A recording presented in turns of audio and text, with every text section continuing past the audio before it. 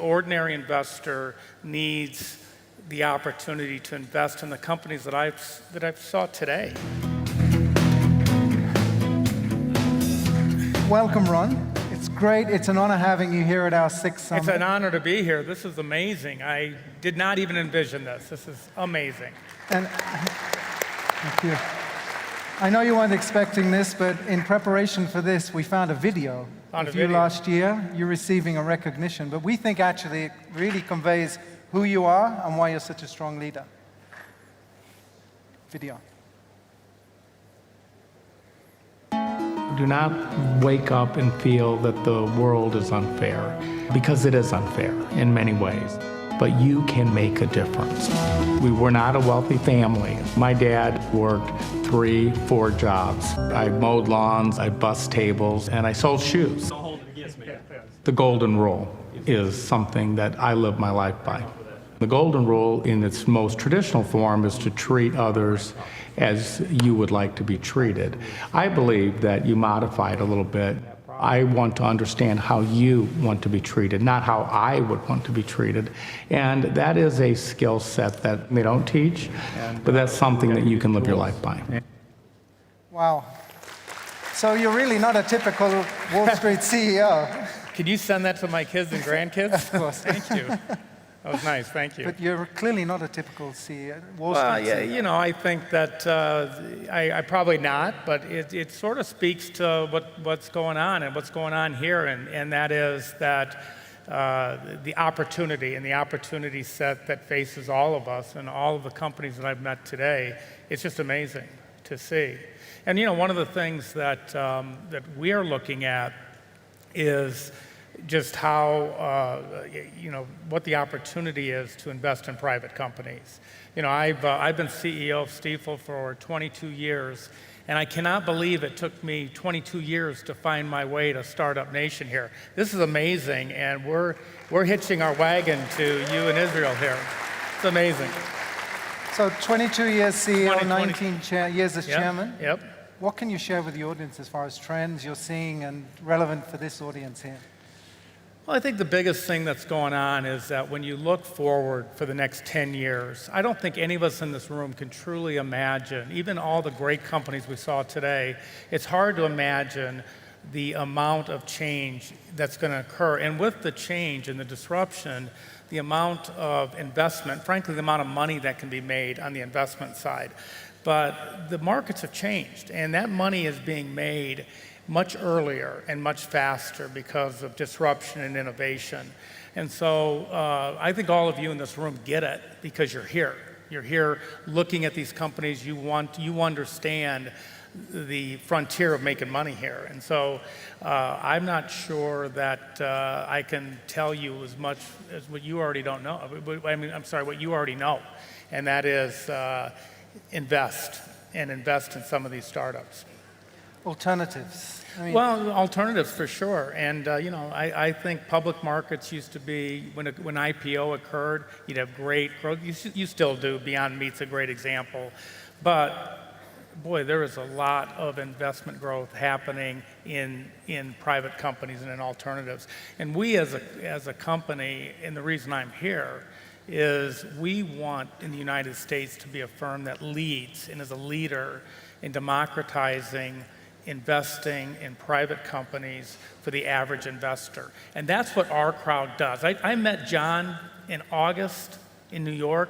I had met him 15 minutes, and I said, I'm in. We made that investment by October. Yeah. We were an investor in OurCrowd by October. And so that's something that we're excited about. Firstly, it sounds that you're really in sync with Jay Clayton. I mean, from the SEC, we actually have a video pretty much along those lines, which I'd like to share with the audience. If the growth opportunities have shifted, not all the way, but to a substantial extent into our private markets, and ordinary investors don't have access to them, right, that's not good. Okay, now, the question is, what do we do about it? One of the things I like in our public markets is Main Street investors, they invest right alongside the institutions with the same deal, virtually the same drag. They're all in it together. Can we replicate that in our private markets? Now, it's very difficult to do that on an individual basis.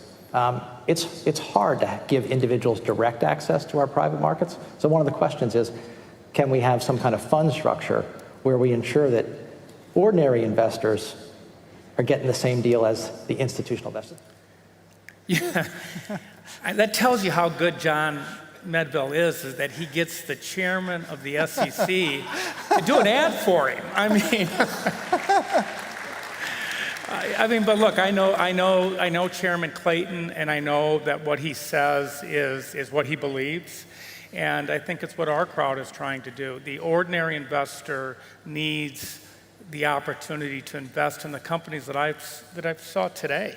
And I didn't even get through, half of what's in that book. So I think that in the United States, Stifel wants to be a leader in allowing companies to invest. And again, this area, for me, I'm actually astounded. And again, we just opened an office here in the last couple of months, and when I see what's going on here, we're going to be successful with you. We're we're going with you. So talking about that, you announced our partnership on the 17th of October. We launched it in New York a month ago. You have 2,200 FAs, 1 million customers. What's the response been like?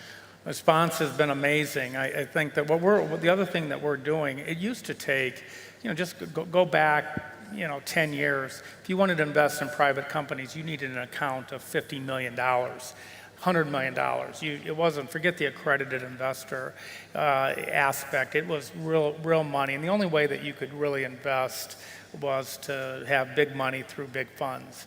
So when we announced what we're doing with OurCrowd, the ability to invest, frankly, down to $10,000 has been phenomenal. And the amount of excitement that we're having for people that really want to, go to a cocktail party or go to a party and say, look, I'm investing in this cyber company or this fintech or this healthcare company that's going to change the world.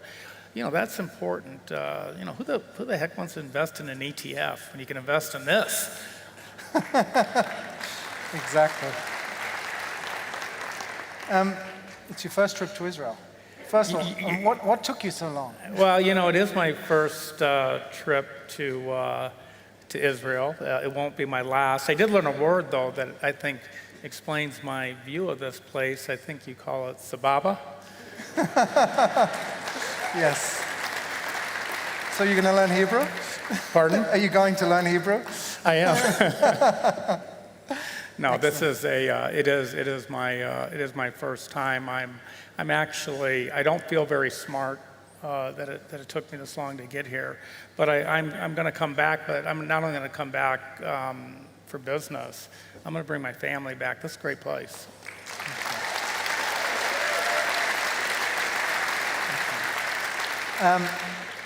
What are your key takeaways? I know you've only been here for a couple of days. We've tried to compress a lot into those days, but what are they? Well, it's across, for me, it's been a very enlightening experience, not only in business, not only the ecosystem that you have here, being in Jerusalem and spending time in Tel Aviv. So the investment side, it's more than I expected, but the people side, we read a lot in the United States about what's going on here, but the perception of actually coming here and experiencing Startup Nation, but not only that, the culture and the people has really been enlightening, and the ability to actually take some time and go visit the places around here have been one of the greatest experiences of my life in 2 days. Excellent. You've grown the company in your period as CEO from what, 100 million to 1.5 billion in revenues? 3.5 billion. 3.5. Yeah, I mean, come on. I apologize. Yeah. I cut short that. That's 35 times. But you know what? Stifel, I was amazed. Stifel was founded in 1890. But when you look at what we need to do to compete, what we need to do to embrace technology and the disruption in technology. Look, companies better learn. They better learn and stay on top of this because that's, again, one of the things that I'm taking away from this is as comfortable as I feel about the success we've had at Stifel, and we have grown from 100 million to 3.5 billion. My favorite one is we've taken the market cap from 30 million to 4.5 billion. Wow. So that one I like. But we all need to embrace change. So do you think you'll be investing in these technology companies as well? I already have. OurCrowd. I have. Thank you. Thank you. Thank you very much.